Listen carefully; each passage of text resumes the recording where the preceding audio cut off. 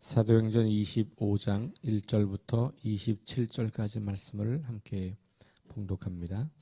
베스도가 부임한 지 3일 후에 가이사랴의 예루살렘으로 올라가니 대제사장들과 유대인 중 높은 사람들이 바울을 고소할세 베스도의 호의로 바울을 예루살렘으로 옮기기를 청하니 이는 길에 매복하였다가 그를 죽이고자 함이더라. 베스도가 대답하여 바울이 가이사랴에 구류된 곳과 자기도 멀지 않아 떠나갈 것을 말하고 또 이르되 너희 중 유력한 자들은 나와 함께 내려가서 그 사람에게 만일 옳지 아니한 일이 있거든 고발하라 하니라. 베스도가 그들 가운데서 8일 혹은 10일을 지낸 후 가이사랴로 내려가서 이튿날 재판 자리에 앉고 바울을 데려오라 명하니 그가 나오매 예루살렘에서 내려온 유대인들이 둘러서서 여러 가지 중대한 사건으로 고발하되 능히 증거를 대지 못한지라.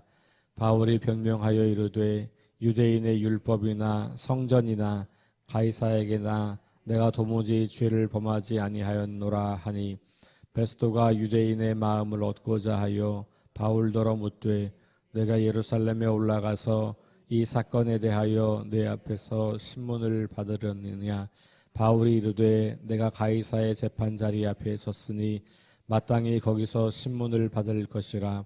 당신도 잘 아시는 바와 같이 내가 유대인들에게서 불의한 일이 없나이다.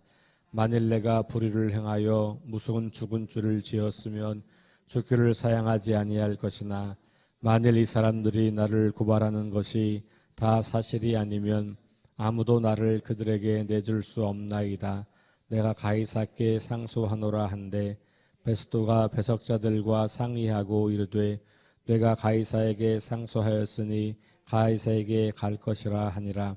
수일 후에 아그리빠 왕과 버니게가 베스도에게 문안하러 가이사라에 와서 여러 날을 있더니 베스도가 바울의 일로 왕에게 고하여 이르되 벨릭스가 한 사람을 구류하여 두었는데 내가 예루살렘에 있을 때에 유대인의 대제사장들과 장로들이 그를 고소하여 정죄하기를 청하기에 내가 대답하되 무릇 피고가 원고들 앞에서 고소사건에 대하여 변명할 기회가 있기 전에 내주는 것은 로마 사람의 법이 아니라 하였노라. 그러므로 그들이 나와 함께 여기 오매 내가 지체하지 아니하고 이튿날 재판 자리에 앉아 명하여 그 사람을 데려왔으나 원고들이 서서 내가 짐작하던 것 같은 악행의 혐의는 하나도 제시하지 아니하고 오직 자기들의 종교와 또는 예수라 하는 이가 죽은 것을 살아있다고 바울이 주장하는 그 일에 관한 문제로 고발하는 것뿐이라. 내가 이 일에 대하여 어떻게 심리하는지 몰라서 바울에게 묻되 예루살렘에 올라가서 이 일의 신문을 받으려느냐 한즉 바울은 황제의 판결을 받도록 자기를 지켜주기를 호소하므로 내가 그를 가이사에게 보내기까지 지켜두라 명하였노라 하니 아그리빠가 베스도에게 이르되 나도 이 사람의 말을 듣고자 하노라. 베스도가 내 이르되 내일 들으시리이다 하더라. 이튿날 아그리빠와 버니게가 크게 위험을 갖추고 와서 천부장들과 시중의 높은 사람들과 함께 접견 장소에 들어오고 베스도의 명으로 바울을 데려오니 베스도가 말하되 아그리빠 왕과 여기 같이 있는 여러분이여 당신들이 보는 이 사람은 유대인의 모든 무리가 크게 외치되 살려두지 못할 사람이라 하여 예루살렘에서와 여기서도 내게 청원하였으나 내가 살피건대 죽일 죄를 범한 일이 없더이다. 그러나 그가 황제에게 상소한 고로 보내기로 결정하였나이다. 그에 대하여 황제께 확실한 사실을 아를 것이 없으므로 신문한 후 상소할 자료가 있을까 하여 당신들 앞 특히 아그리빠 왕 당신 앞에 그를 내세웠나이다. 그 죄목도 밝히지 아니하고 죄수를 보내는 것이 무리한 일인 줄 아나이다 하였더라. 아멘. 네, 오늘 이제 벨릭스라고 하는 총독은 2년 동안이나 이 바울을 가두어 두고 자주 불러서 하나님 나라 이야기를 들었습니다. 우리 어제 보았던 24절부터 27절에 보면 그런 이야기가 나오죠. 그러니까 벨릭스 총독이 보기에 바울이 그렇게 무슨 죽임을 당해야 할 죄가 없는 것 같은 거죠. 그런데 그는 바울에게서 뭔가 돈을 얻어낼 그런 마음도 있었고 또 유대인들과도 뭔가 정치적인 타협이나 아니면 그들의 어떤 요구를 들어주어야 하는 그런 상황도 있었던 것 같아요. 그런데 2년 동안이나 이 문제가 해결되지 않아서 결국은 로마에 의해서 이 총독 자리에서 물러나게 됩니다. 그리고 베스도라고 하는 새로운 총독이 이제 오게 됩니다. 그리고 이 베스도가 3일 지나서 부임한 지 3일이 지나서 예루살렘에 방문을 하게 되죠. 아무래도 이제 이 가이사라의 총독부가 있지만 이 유대 팔레스타인 지역을 잘 통치하려면 이 지역의 중심 세력인 유대인들과 좋은 관계를 맺는 게 굉장히 중요합니다. 왜냐하면 벨릭스가 결국 해임된 중요한 이유 중에 하나는 밀란, 그러니까 유대인들의 이 소요가 계속된 것을 제대로 처리하지 못했다고 하는 책망 중에 하나예요. 그러니까 로마 식민지 국민으로서 로마 정부에 어떻게 잘 협조하고 그리고 로마 황제를 잘 섬기느냐가 중요하고 그것을 책임지는 사람이 그 지방의 총독이거든요. 이 유대 팔레스타인 지역의 총독인 벨릭스가 그것을 잘 하지 못했다라고 하는 이제 평가 때문에 결국은 해임을 당하고 베스도라고 하는 사람이 오게 된 거예요. 그러니 베스도도 이 유대인들이 가지고 있는 불만들을 잘 처리해 주고 싶은 마음이 있었을 것이고 또 부임한 지 얼마 안 됐으니까 이 유대인들의 중심 도시인 예루살렘에 방문해서 유대 종교 지도자들과 뭔가 인사도 나누고 그리고 협조할 것도 협조하고 또 그들의 요구도 들어보고 뭐 이런 시간을 의례적으로 이제 갖는 것이죠. 그러니까 제사장들과 유대인 중 높은 사람들이 바울을 고소했다라고 이제 나오는 거예요. 그 기회를 틈타서 유대인들이 고소를 합니다. 자, 그런데 베스도에게 요구하는 게 뭐냐 하면 예전에 벨릭스 총독 때 요구했던 것과 같은 거예요. 예루살렘으로 보내면 우리가 뭔가 좀 이 바울을 잘 이렇게 얘기한다든지 아니면 우리 이 재판을 한다든지 뭐 이렇게 해서 보내달라 이렇게 이야기하고 오는 길에 암살하려고 이제 하는 거잖아요. 동일한 일을 추진하는 거죠. 거기 이제 나오죠. 3절에 보니까 길에 매복하였다가 그를 죽이고자 함이라. 이게 유대인들의 속셈이거든요. 계속해서 유대 종교 지도자들은 바울이 눈에 가시였던 거죠. 그래서 어떻게든지 그를 처리하고 싶은 것, 그런 욕망을 계속해서 이제 보여주고 있습니다. 자, 그런데 베스도가 대답을 합니다. 바울이 가이사라에 구류됐고 또 나도 멀지 않아서 다시 예루살렘으로 돌아갈 거니까 필요하면 너희들이 나랑 같이 가자. 이렇게 이야기를 하는 거예요. 그래서 이 베스도가 유대인들의 요구를 들어주지 않습니다. 그리고 나서 그 뒤에 6절 이후에 보면 8일에서 10일 정도를 머물다가 다시 가이사라로 갈 때 유대인들이 따라와요. 그리고 그 자리에서 그 다음날 재판을 엽니다. 그래서 이 바울이 오늘 이야기는 바울이 이야기하는 장면은 없어요. 그냥 이 베스도가 그 전임 총독 벨릭스에게 들은 이야기 그리고 그 이야기를 가지고 유대인들과 대화한 이야기 그리고 돌아왔을 때 이제 아그리빠 왕 그리고 버니게라고 하는 원래는 이제 온누이 관계인데 부부 관계가 되는 거예요. 이 사람들이 이제 아그리빠도 이 인근 지역의 왕으로 임명받고 그러니까 서로 이제 잘 지내는 거죠. 서로 이제 새로 오고 하니까 인사를 주고 받기 위해서 왔고 그 아그리빠 왕과 버니게에게 이야기를 하니까 우리도 좀 들어보자 그러면 그래서 그 아그리빠 왕 앞에 바울을 세우고 자초지종을 이야기하는 그런 장면까지가 오늘 이야기예요.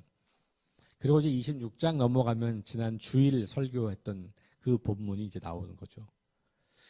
자, 그런데 오늘 본문은 가만히 살펴보면 바울이 계속해서 지금 몇 년이 지나도 저기 어제 보면 2년 동안이나 이제 가이사라에 가둬뒀잖아요. 그러니까 오랜 시간이 지나서 바울에게 오는 상황은 문제가 해결되는 거가 별로 보이지 않아요. 잘 생각해 보면 바울이 가이사라에 2년 동안 갇혀 있으면서 과연 뭐가 해결되고 있는가? 하나도 없어요. 유대인들이 잠잠해지는 것도 아니고, 그렇다고 유대인들이 오해를 푸는 것도 아니고, 그렇다고 로마 정부가 이 바울의 문제를 깔끔하게 해결해 주지도 않고 시간만 지나고 있어요. 그런데 이 이야기 가운데 참 놀라운 것은 바울이 이와 같이 자기의 불리한 상황들이 전혀 나아지지 않는 그런 상황 속에서도 바울은 여전히 자기에게 기회가 올 때마다 자기의 소명을 감당하는 거예요. 근데 그에게 오는 기회라는 게 뭐냐 하면 새로운 사람을 만나는 거예요. 갇혀 있지만 여전히 새로운 사람들을 만나게 돼요. 그러니까 벨릭스 총독 앞에서 자기를 변호했죠. 그게 이제 2년이 지나고 나서 베스도 앞에 서게 되죠. 그런데 베스도만이 아니라 아그리빠 왕이 또 그를 방문해서 만날 기회를 갖게 되죠. 그러면서 바울은 계속해서 이 가이사라에 갇혀 있는 몸이고 아직 그의 문제가 해결되지 않았지만 그는 여전히 하나님 나라 복음을 전하고 가르치는 기회를 얻게 돼요. 그가 만들어낸 기회가 아니에요.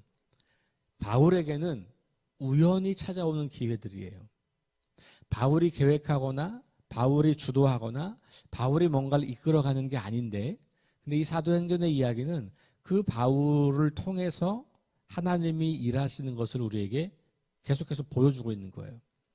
그러니까 비록 사람의 계획이나 인간의 역사에서는 뭔가 정체되어 있는 것 같고 문제가 해결될 기미가 보이지 않는 것 같고 그냥 쳇바퀴 도는 것 같은 그런 아무런 의미가 없는 시간들이 그냥 지나가고 있는 것처럼 보이는 거죠.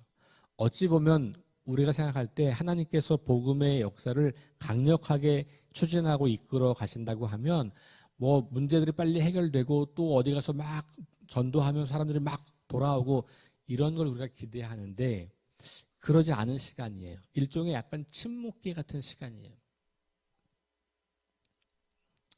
하나님께서 일하시는 것도 잘 보이지 않아요. 여러분들이 바울이 됐다고 생각해 보세요. 2년 동안이나 지금 가이사라에 구금되어 갇혀 있는 거예요. 내가 지금 빨리 나가서 여기저기 다니면서 복음을 전해야 하는 시기잖아요. 그 어떤 기도를 하시겠어요? 빨리 이 문제가 해결되게 해주세요 라고 기도하든지 빨리 로마로 가게 해주세요 라고 기도하든지 저 유대인들을 어떻게 해주세요 라고 기도하든지 뭐 문제 해결을 위한 기도를 하지 않겠습니까? 우리의 기도의 대부분은 문제를 해결해 달라고 하는 기도예요. 그렇잖아요. 하나님 저 이런 문제가 있어요. 해결해 주세요. 하나님 저 이런 어려움이 있어요. 해결해 주세요. 하나님 저 이런 고민이 있어요. 해결해 주세요. 그런데 하나님께서 오늘 이 바울이 기도하고 물론 이 여기 성경에 바울이 뭐 기도했다는 말이 없지만 바울이 기도했겠죠. 당연히. 매일 계속해서 하나님 앞에 기도했을 거예요. 그런데 문제를 해결해 달라고 하는데 관심이 있었던 게 아닌 것 같아요. 어디에 초점이 있었을까요? 바울의 기도는 하나님, 지금 이 순간 저의 사명은 무엇인가요? 하나님, 지금 하나님이 잘 보이지 않는 아무런 역사가 일어나지 않는 그런 이 시기에 하나님, 과연 나는 뭘 해야 할까요? 그러니까 바울에게 중요한 관심은 상황의 변화에 있지 않고 어떤 상황에서도 내가 하나님이 맡기신 일을 할 수 있겠는가라고 하는 자기의 문제인 거예요. 그러니까 하나님이 이 불가능한 상황을 바꿔달라고 하는 기도를 드리기보다는 바울은 하나님, 제가 이 상황에서 뭘 할까요? 지금 이 침묵의 시간, 기나긴 지루한 우리야 끝을 보니까 언제쯤 끝나겠다는 거 알지만 바울이 지금 이 상황에서 내가 언제 어떻게 될지를 모르잖아요. 어쩌면 불안도 많았을지도 몰라요. 이렇게 하다 그냥 내 생명 끝나는 거 아닐까? 잘못돼서 유대인들이 나를 죽이는 건 아닐까? 로마가 나를 보호하지 못하고 로마에 의해서도 내가 잘못되는 건 아닐까? 끊임없이 부정적인 생각이 들어올 수도 있는 그런 상황이란 말이죠. 그런데 오늘 이 이야기 속에 하나님은 계속해서 바울이 사람을 만나게 해주는 장면이에요. 베스도를 만나고 그 베스도를 통해서 그의 아그리빠 왕이라고 하는 사람을 또 만나게 하고, 그래서 우리 이제 내일 보게 될 26장에 보면 그 아그리빠 왕 앞에서 또 자기의 이야기를 하는 거죠. 그러니까 지금 이 후반부의 이야기는 바울이 많은 사람들 앞에서 복음을 전하진 않아요. 그런데 누구 앞에서 전해요? 주로 권력자들. 그렇죠. 권력자들. 이 당시에 가장 힘이 있는 사람들 앞에서, 그것도 여러 사람들을 번갈아 가면서 만나서 이야기를 하게 돼요. 특별히 어제 같은 경우 후반부에 보면 벨릭스가 2년이나 두고 자주 그를 불러서 얘기를 들었다는 거 아니에요. 물론 이 본문상에 회심했다는 이야기는 없어요. 여전히 벨릭스는 정치적으로 바울을 이용하고 있는 게 맞아요. 그럼에도 불구하고 그는 자주자주 하나님 말씀, 예수 그리스도의 부활, 하나님 나라의 이 신비들을 바울을 통해서 들었을 거라고요. 예수님께서 가르치셨던 그 하나님 나라 복음을 바울은 이 벨릭스에게 자주자주 이야기를 한 거예요. 베스도와의 시간도 마찬가지로 바울은 또 한 사람, 또 누군가에게 내가 만나는 한 사람에게 결국은 하나님 나라 이야기를 끊임없이 들려 주려고 하는 거죠. 그렇게 오늘 말씀은 사실은 그런 과정을 보여주는 거예요. 근데 이게 우리가 만들어낸 과정이 아니고 하나님의 역사를 움직여 가시는 그런 과정을 우리가 이제 보는 거죠. 그러면서 로마 정부의 고위 관료들, 총독, 한 지방을 다스리는 왕, 이런 사람들 앞에서 하나님 나라 복음을 전할 수 있었다고 하는 것은 굉장히 중요한 의미가 있죠. 왜냐하면 결국 그 당시에 로마 제국의 어떤 그 기득권자들과 권력자들에게 하나님 나라를 소개할 수 있는 기회가 되는 거기 때문에.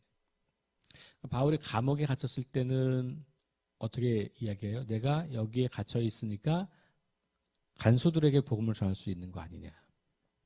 그렇죠? 그러니까 자기를 위해서 울면서 기도하고 위로하는 성도들을 편지를 보내서 위로하잖아요. 내가 여기 갇혀 있다고 슬퍼하지 마라. 기뻐하라. 내가 여기 있으니까 이 안에 있는 사람들에게 복음을 전할 기회를 얻은 게 아니냐. 그러니까 상황을 탓하기보다는 이 상황 속에서 나의 사명을 발견할 그걸 찾는 거예요. 그래서 고위 관료들, 이 높은 사람들을 만나면서 그들에게 복음을 전한 것이 이게 그냥 역사에는 잘 나타나지 않아요. 사도행전에도 그 결과가 보이지 않아요. 그런데 로마 제국의 사람들에게 하나님 나라와 복음을 끊임없이 전할 수 있는 기회를 하나님은 주신 거인 거죠. 그리고 그들은 생각할 겁니다. 그리고 계속해서 그런 사람들이 많아지고 있는 것들을 이제 점점 그들은 후대에 목격하게 되는 거고, 그것이 100년, 200년 지나서 그래서 로마 제국이 기독교를 더 이상 박해할 수 없을 만큼, 아니 용납하지 않으면, 이 기독교를 유일한 종교로 인정하지 않으면 안 될 만큼의 그 강력한 무엇인가를 보게 되는 것이죠.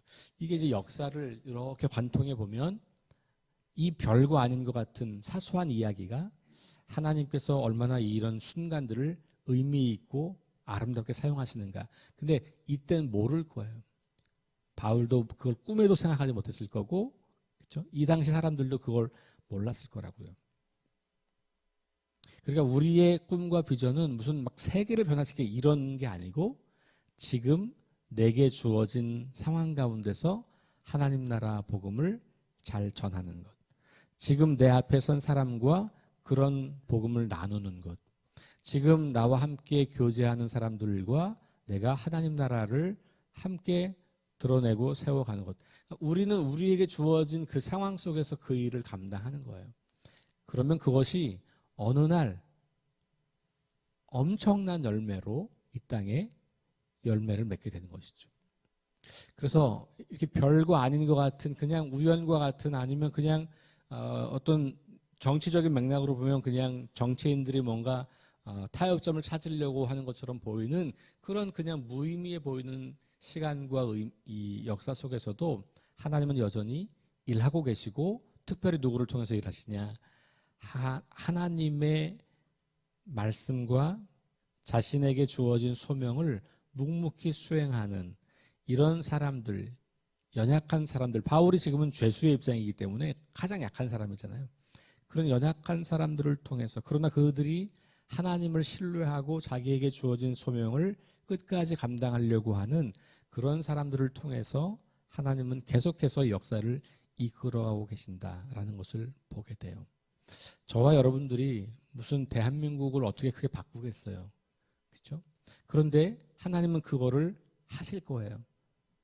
우리가 지금 우리에게 주어진 작은 소명을 잘 감당할 때 상황을 탓하거나 상황 때문에 불평하거나 상황에 매여서 우리의 사명을 잊어버리지 않고 어떤 상황에서도 우리에게 주어진 그 일을 잘 감당하는 연약한 사람들을 통해서 그런 힘없는 사람들을 통해서 하나님은 엄청나게 힘센 사람들을 결국 굴복시킨다라는 것을 우리가 이 이야기를 통해서 읽게 됩니다.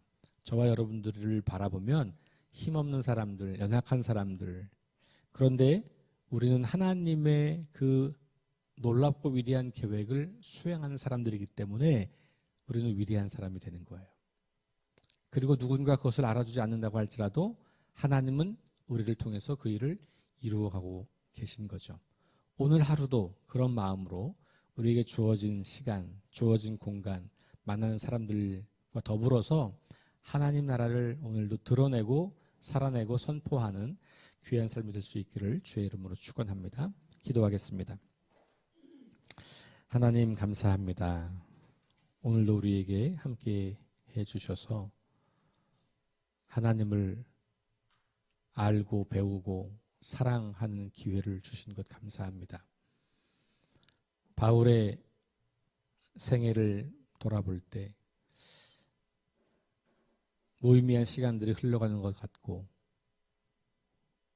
정치인들의 권력자들의 이익을 위해서 타협의 대상이 되어버린 것 같지만 그러나 그런 상황 가운데서도 오직 하나님께서 맡기신 일을 감당하기 위해 쓰는 그 바울.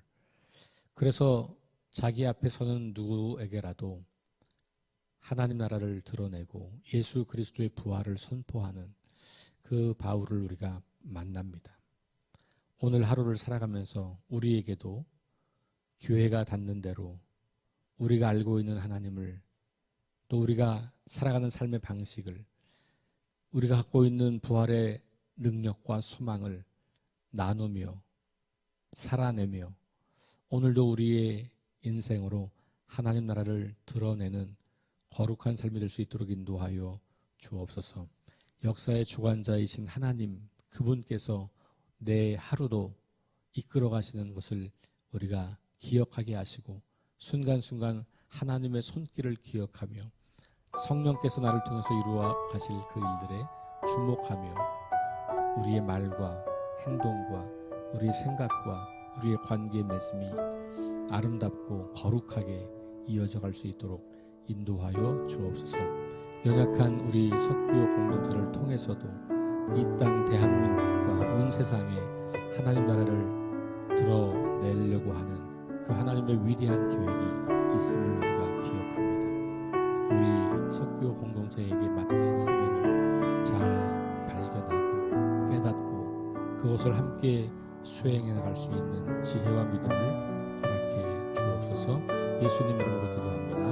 아멘. 우리 함께 기도 제목 가지고 웃으면서 기도합니다. 부활의 능력과 소망을 품고 하나님 나라를 증언하고 살아내게 하소서. 하나님 말씀이 기준이 되게 하소서. 질병과 연약함으로 고통당하는 사람들을 치유하여 주소서. 전쟁과 자연재해와 가난과 억압으로 고통당하는 지구촌 이웃들에게 은혜를 베푸소서. 우리 함께 합심해서 기도하겠습니다.